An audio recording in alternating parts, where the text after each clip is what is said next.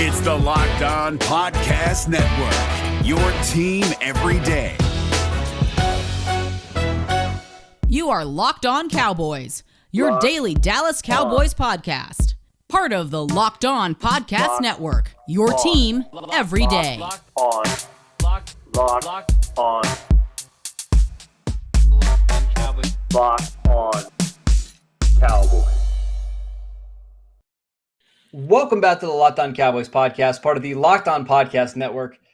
Thank you for tuning in. I am your host, Marcus Mosher. You can follow me on Twitter at Marcus_Mosher. And joining me, as always, is Landon McCool. You can check him out on Twitter at McCoolBCB. You can also listen to him on the Best Coast Boys podcast. Landon, what's going on, sir? The toys are opened. We have them all lined up, and now it's time to see exactly how we're going to play with all these new shiny objects that we unwrapped on Christmas Day. Some of them Marcus is more excited about than the others, but we're going to see how all these guys fit, and I'm excited to start talking about that. Yeah, so we're going to continue our draft recap for the Dallas Cowboys. We talked about this on Monday. We're not going to do them all in one show because I don't think that's fair. We need to take some time to really talk about these players, specifically what they can do, what they can't do, and how they fit into the scheme. Today, Landon, we're going to actually be talking about two players, Micah Parsons, the Cowboys, the pick that they made at number 12, and then Jabril Cox, the linebacker that they grabbed in the fourth round. I want to start with Micah, Landon, because we did talk about him a little bit on our, after the, round one, once the Cowboys traded it back. After thinking about this for the weekend and doing some more research, how are you feeling about the pick? Well, I also think we need to add a little context because we did get a little bit of news yesterday about Leighton Vander Esch.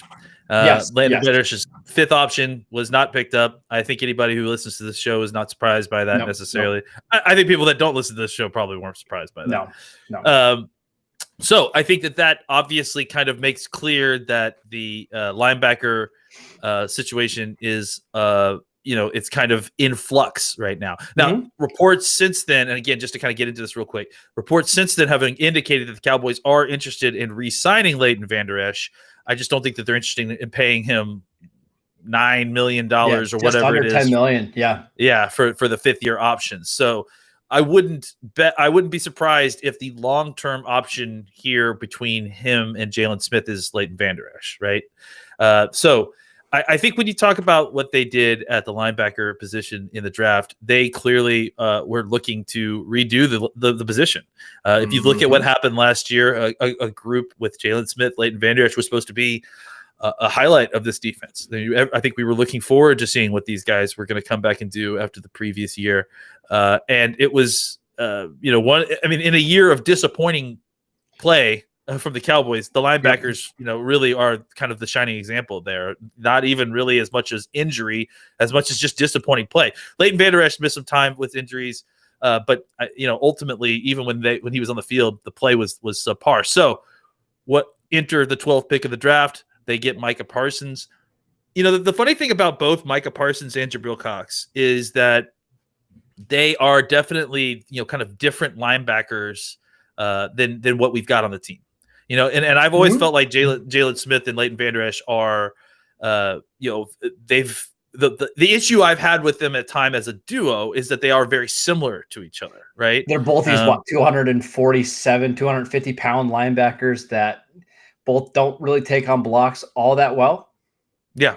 And I think that, their game might be slightly different, but as far in the sense that they are neither true kind of run and hit linebackers, with speed.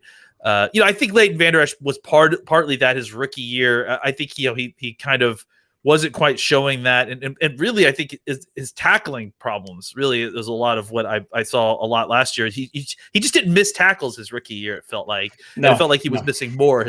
So enter Parsons, a guy who's going to come in, and I think after watching more of Parsons and seeing a couple more games. I actually watched his pro day, which I didn't think would actually be useful, but I did put it on just to kind of see, because it's the latest video we have of what he looks like, right? Running around and doing anything. I just kind of wanted to see what his physicality looked like after a year off football. And one of the things that actually was really interesting to me watching him was watching him go through the bag drills, very similar to what the Cowboys do in training camp. And after watching him go through the bag drills, I feel a lot better about his upside as a pass rusher. I really do think he could come in and be a pass rusher if they wanted him to be full time. So what I guess I'm getting at is that I think Parsons is a guy that they really will move around, and he'll be kind of the chess piece that they're kind of centering things around, which is why I'm glad they got Cox, because I think Cox is probably more the traditional linebacker that you can plug in and do more linebacker things and feel better about it right away, as opposed to burdening Parsons with assignments. You basically just point him at a person and tell him either to get the person or to cover that guy. And I think that's where Parsons is going to shine, and hopefully they'll build a defense around his disruptive abilities. All right. So on Monday's show, we talked a lot about the character stuff of this draft. I don't want to do that on this show. I want to just talk strictly about the players on the field, right? Yeah. I have mixed feelings when it comes to Micah as a player, because athletically, Landon, and like size-wise, is there another linebacker in the league that looks in as athletic as he is? Probably not, right? I mean, even the guys that are smaller that can run in the low 4.4s, like Devin White and Devin Bush, they're not 246 pounds with long arms and, huge broad jumps and that kind of stuff. And then the guys that are 6'3", 250, they're not running in the 4.3s like Micah. So in terms of, just his build and the athleticism, he's absolutely rare. Yeah. The problem is we don't really know what he can do in coverage yet. That doesn't mean he can't cover, right? It's just we haven't really seen it, right? And I think that's my biggest concern is, are the Cowboys going to be forced to blitz him and basically use him as an attacking player because he can't cover, or are they going to be able to do everything with him? I really don't know the answer, and I think that was my hang up coming into the draft is, on film, by what you saw at Penn State, he looked not all that dissimilar from what Kenneth Murray was a year ago coming out of Oklahoma. I think he's more of a natural, fluid football player, but in terms of the coverage skills, I just don't know. Again, I don't know if he can't. It's not that he can't do it. We just haven't seen it yet. Yeah, I mean, and I think that's fair. I mean, that's what the projection part of this is for sure. But I don't. From what little I've seen, I don't think he's going to have any problems. He doesn't have any kind of – he's extremely fluid athlete. He's got incredible hips. He changes direction. Like, that's the real difference to me is that, with a lot of these kind of linebacker prospects, especially the bigger ones, right? Like, they're explosive linear athletes, right? They I can see you smiling. I'm thinking of like Anthony Barr is who I'm thinking of, right? Like that's the same kind of thing, like super explosive in one direction. But that's not this guy, right? No, like, no, it's not. It's not. Yeah, this guy can change direction like crazy. I agree. Anybody who can run a sub-7 3-cone at 245 plus pounds, you're changing directions with some good speed there. Mm-hmm. So I mean, that's Kwity Paye. I think that kind of natural ability, and he has football instincts. I think he is a natural football player.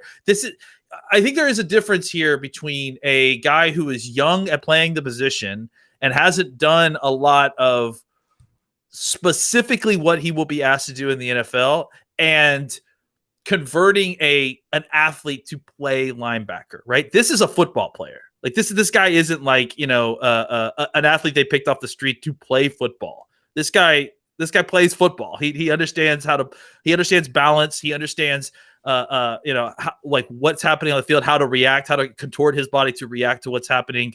He's not just some guy who happens to be fast running the field. So I do think it is a projection without a doubt on the coverage thing. But he has all the ingredients. I think he just needs to have them mixed together. Yeah, and I would agree. I do think there's sometimes when you watch him, especially against the run, like when he has to take on blocks or he has to fill a gap, there's some inexperience there. Sometimes he looks like a defensive end just trying to guess. And I don't know how much he worked on that, in the year off, or did he work on any linebacker skills, or was he just training for the combine or for the pro day? That I don't know, but I do agree with you. I think he's way more natural just as a football player than Even let's say somebody like Zaven Collins, who played safety early on in his career, was a quarterback in high school. I think he just has a better feel. I'm just hoping that he really gets the nuances of the position. And it might take him a couple of years, but yeah. Go ahead. And I was just going to say, I think you're 100% right. And I think that, when we talk about the pass rush and the blitzing stuff, that's a good way to use him while he's learning on the job, right? You know what I'm saying? Like, so that he's I don't think it's like I don't think it's a Jalen Smith situation where, okay, we have to use you as a pass rusher on third down because we don't trust you in coverage.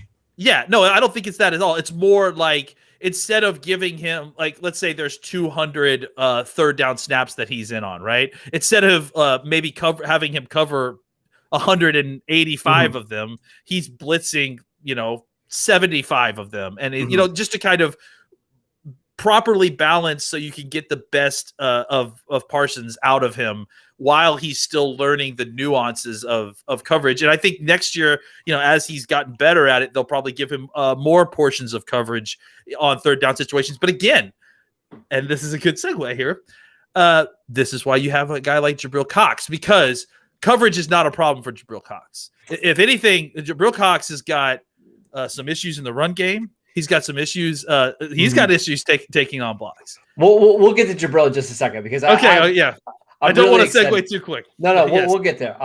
Again, I think real quick, just to sum up. Yeah, I think it's good that they got both these players together because I do think that their skill sets way more sense. Yes. And it makes the learning curve that you're having on Parsons for some of those other stuff. It doesn't need to be as intense because you can use Cox to kind of fill in if you need a linebacker doing purely linebacker things, and you just don't want to overexpose Parsons in that way. All right, let's take a quick break so I can tell you guys about Bet Online, the fastest and easiest way to bet on all your sports action. Baseball season is in full swing, and you can track all the action at Bet Online. This week has tons of sports action. Again, baseball, basketball, NHL. Before the next pitch, head over to Bet Online on your laptop or mobile device to check out all the great sporting news, sign-up bonuses, and contest information. Don't sit on the sidelines anymore, as this is your last chance to get into the game as teams prep for their runs to the playoffs. Head to the website or use your mobile device to sign up today and receive your 50% welcome bonus on your first deposit. Bet Online, your online sportsbook experts. Also want to tell you guys about 1010. 1010 is an exclusive collection of 10 creative styles of diamond rings designed by 10 of the most distinctive designers working today. Rings sure to bring joy into the love of your life. Using only diamonds responsibly sourced from Botswana, 10 female design masters have each produced a uniquely beautiful ring, ideal for engagement or Mother's Day. They're the perfect way to bring light into our life. They're available now through Mother's Day only at BlueNile.com. Just search the words 10 by 10. All right, Landon, let's talk about Jabril Cox. My favorite pick in the draft. Listen, I've been saying that for a while now. I think he's somebody who, if the Cowboys didn't go linebacker at 10 or at 12, I would have campaigned for him at 44. To get him at pick, what was that, 114, 115, is an absolute steal. What do you think about the Jabril Cox pick and how he fits into the defense? Yeah, I mean, I think like we were starting to say, I think him combined with Parsons is great because it really does help you kind of mitigate the two different players' weaknesses a little bit. The two players really complement each other. And if you feel like you need to deploy one for a certain package, deploy another for the certain package, you certainly can do that. And the other thing about linebackers, and this is a great point that was made by a friend of mine named Marcus Mosher in the DMs, is that we're playing a 17-game season this year. And already at a 16-game season, we are already seeing the physical nature of the game taking toll on linebackers and running backs. As we start to go towards this longer season, I think it's not the dumbest idea to start stocking up on talent at linebacker, at least, at a certain point, because you're going to have to rotate these guys. All these guys are going to get an opportunity to play. And if you just look at the snap counts that the Cowboys lost last year, or from Sean Lee and the people that have left, it's a lot. So the fact that they've got these guys is really going to help kind of spread that out. You have a couple different talent sets to choose from here. Now you've got kind of a diverse group and a guy in the fourth round, and Jabril Cox, who, look, you don't really get a lot of players that you draft in the 4th round that you feel comfortable deploying in your nickel package, like right away. And I think that I have no problem with putting Cox in the field right away and having him cover tight ends and running backs. And I think while he's working on the rest of his game, he will immediately be able to kind of come in and have a role in sub packages, which, again, nickel is the new base. So he will likely see a lot of snaps. All right. So the first thing, I think we do need to start thinking about the linebacker position, kind of like running back with the new 17-game schedule, because these are the two positions that take so much punishment throughout the game, right? And with teams playing faster, what that means is more snaps, right? And more chances for these guys to get banged up. So while I know that you're only playing 2 linebackers, 80, 90% of the time, it's very likely, Landon, that you're going to have to play 4 or 5 linebackers throughout the course of the season. It's always been that way with linebackers. They just always get hurt. And it's kind of the reason why I'm not always a fan of drafting them highly. It's because the turnover rate is so high. But I do think you need a lot of these. You need a lot of these guys. And I think Jabril Cox is somebody that's really exciting. I want to talk about the run part, because I know there's a lot of people concerned about his deficiencies in the run game. And this is what I would say. If you go back and watch him in 2019 at North Dakota State, and I know the competition is far, less than what the SEC is, you just see a more confident player in terms of the run fits, in terms of what he's seeing. He goes to LSU, and not only is that a big step in competition, it's a new defense, and he's now the team captain of that defense, right? Which is just speaking about his character, right? So that's unbelievable on its own. To just step into LSU and become the captain. That's pretty crazy. And then on top of that, it's not like he was playing in front of a lot of excellent players in front of him, taking him, keeping him clean, right? Tyler Shelvin opted out. They had a bunch of defensive linemen that went to the draft the year before that. It was some really, really young players ahead of him. So I'm not saying he's going to be Ray Lewis against the run. Yeah, I'm just saying I've got a feeling he might not be as bad against the run as what his 2020 tape show. Yeah, and I think that's totally fair. I mean, I think that we're trying to find. He's a weird player, man. Because he's a weird player. Yeah, because you don't see many linebackers that are clearly, truly linebackers who are pass defense specialists. That are pass coverage specialists. It's just a kind of a rare trait. And honestly, it's where the position is going for the most part. So I guess this probably is going to be the first of a trend you're going to start seeing. So the run stuff, look, I think we're going to talk about the defensive line, in the draft later, but clearly the Cowboys made a concerted effort this offseason to get guys who can hold up front. And I mean literally hold up front, whether it's defensive holding or just occupying blocks. They've made an effort to keep their linebackers clean. They saw what happened when they had inferior talent on the defensive interior as far as, keeping guys on the second level clean. Obviously we're deficient in talent with pass rush too, but that they think they can get closer with guys like Hill and Gallimore with an extra year. I think, we say the same thing with Osa as well. So, but I think the key thing is guys like Urban, like Watkins, honestly, I think with Golson, with guys like that, these bigger guys, they can put up front and keep these linebackers clear. And that helps mitigate a lot of the issues that you talk about with Jabril Cox, with Parsons, frankly, with Jalen and LVE as well. I think with Cox, what he really needs to work on is his instincts, trusting his eyes and reading his keys in the run game. Slipping blocks, that's something he'll just have to get used to. But honestly, it may be better if the Cowboys can solve that schematically with some help up front on the defensive line. I will also say, I think Jabril ended up in a great situation for him long-term, right? Because he is dealing a little bit with a hamstring injury and a shoulder injury. I think both of those are going to be fine by the time he gets to training camp, but he's not going to be forced into action early, right? He's going to play behind Keon O'Neal and Leighton Vander Esch and Jalen Smith and Micah Parsons. So if he plays, it's likely because he earned the snaps, right? And I think the goal, this is just my idea, or the way that I'm kind of processing this, is I think the plan is in 2022 to have Micah, Jabril Cox, and then one of Leighton Vander Esch and Jalen Smith, whoever plays better this year. And that's the way they'll go forward, in 2022. And if that means Cox is just a special teamer this year and maybe only plays 50 to 100 snaps on defense, that's fine. I actually think that would be fantastic for him. And that's what I hope plays out. Yeah, and I think he's going to be a fantastic special teams player with his athleticism, his size, the tackle ability. I think that's another aspect. And the thing is that you can afford to use Jabril Cox as a special teams player, as a heavy special teams player, when you get him in the 4th round, when you have a linebacker in front of him that you drafted, and 2 other linebackers who are going to see the field. So, I think that there's a lot of us kind of shaking our heads. Not maybe not shaking our heads, but wondering what's the deal with the linebacker room? How is this going to shake out? But the truth of the matter is as you start to kind of look at it a little bit, you take a little bit of a longer view beyond just this season. What they did makes a lot of sense because they're setting themselves up for the future. They're setting themselves up for this year too, so that they don't necessarily suffer from not having the linebackers they need, as the triage, as the inevitable injuries of the season start to play out as they go along. All right, I want to just finish up this conversation about linebackers. But before we do that, I want to tell you guys about Rock Auto. RockAuto.com is a family business serving auto parts to customers online for over 20 years.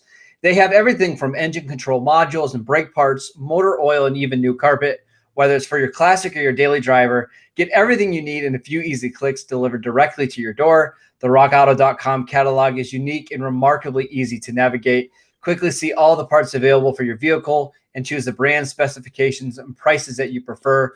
Go to RockAuto.com right now and see all the parts available for your car or truck. Right, Locked On in the How Did You Hear About Us box, so they know that we sent you. Amazing selection, reliably low prices, all the parts your car will ever need. Visit rockauto.com today. All right, Lane, let's talk about Micah and Jabril Cox together. You kind of mentioned it. How much better do you feel about the Micah pick now that you know Cox is in the fold? Does it make it way more palatable? Does it make way more sense? What are your general feelings about these two together? I think it doesn't really affect how I feel about the pick, but it does definitely affect how I feel about his chances of a success next year, right? Because I think that, and you mentioned it with Cox, I think having both of them there together gives the Cowboys room to develop both those players, and it gives them the space, if they had only drafted one or the other, right, they were going to have to force one or the other onto the field quite a bit. Even with Jalen and LVE, I think the plan was to draft these guys and play them a lot. So the fact that you have both means that you can really develop them on their own pace. It really allows you more opportunity to kind of play with Parsons' skill set because you're not having to try to force him into a traditional linebacker role because you can do that with Cox. And again, both of them having these two guys in front of them also allows them that same kind of space to develop as needed. For Cox, it's getting over his injuries, maybe working a little bit on his eye discipline as the season goes on in the run game.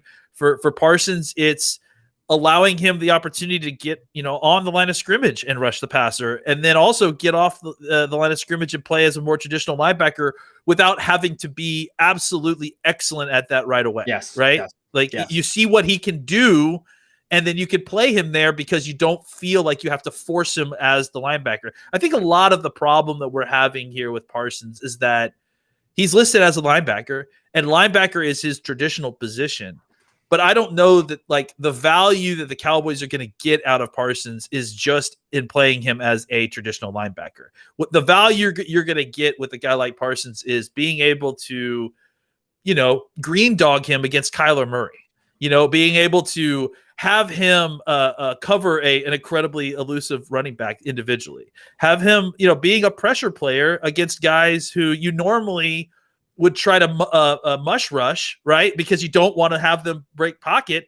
But when your linebacker can run a 4.36, there are very few quarterbacks, including Lamar Jackson, who he can't chase down. So I think there is value in specific aspects of Parsons' game and what he can do for you on the field and his abilities.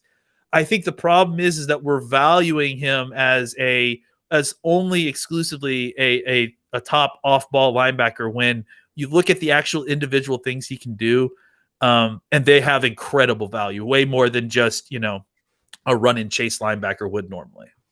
Is it fair to say we haven't seen a linebacker like this in a while in the NFL? Because I think you're right.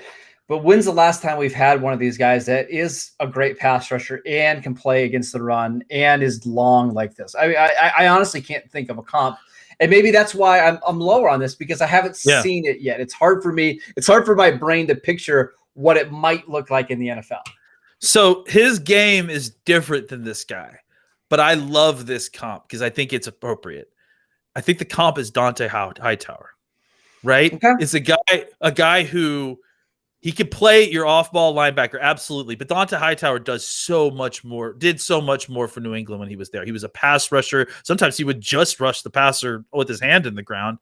He was a blitzer. He could cover tight ends. He was a guy that eventually just had such a versatile skill set with his kind of unique athleticism that he was one of the most valuable and valued players on that New England defense with Belichick.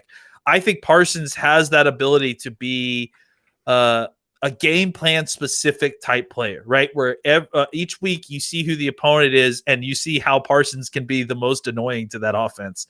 And then that's how you deploy him. And if you need to kind of deploy him in spots that aren't, traditional linebacker spots, that's the good news there, is that you have traditional linebackers to kind of plug in behind him and have them fill in for him at those spots when you don't need him there. And I think that's really the value with Parsons. That's a really good comp, and it had me thinking as you were talking, and I went to Google to see what this guy's size is. Identical. What about Julian Peterson, who played for the 49ers? That's a good one. I really like that one. Yeah, absolutely. Peterson, because Peterson was kind of a Sam linebacker type, right? Almost, because they didn't really, back then they especially didn't really know what to do with guys like this. Yeah. But he was incredibly productive, right? He was, they leaned into it. They saw that he played a position that didn't necessarily have a lot of value, but his skill set brought incredible value to the position, because ultimately at the end of the day, he was a pain in the butt for on passing downs, because he would come after the quarterback. He could cover a little bit. Really, again, like you said, a game plan specific type player where you can week to week deploy him as you need him to be the biggest nuisance to an offense. Yeah, Julian Peterson had multiple years of 7 or more sacks and double-digit pass deflections, which that's pretty hard to do. So maybe that's going to be our working comp. Really quick, I like that. Yeah. What's Jabril Cox's best position in the NFL? Nickel linebacker, will linebacker. I think he could play overhang. I think if you needed him, he could go in and play some strong safety type stuff, just because he's, if you look at him, I think that people may think that's ridiculous, but he's not any bigger or smaller than like what's the kid out of the Chargers, the really good linebacker, safety. I'm blanking, Derwin James. Yeah, I think he's similar size to those kind of guys. So if you needed him to play in that kind of position with his coverage skills, I think he could do that as well. I just think utility nickel linebacker is definitely his best spot. If you're playing him in base, I would try to cover him up as possible, make sure he's a will. That is it for today's show. Thank you guys for tuning in. We'll be back on Wednesday to talk about the 2 defensive linemen that the Cowboys drafted in the 3rd round, Osa Odigizua and Chauncey Golston.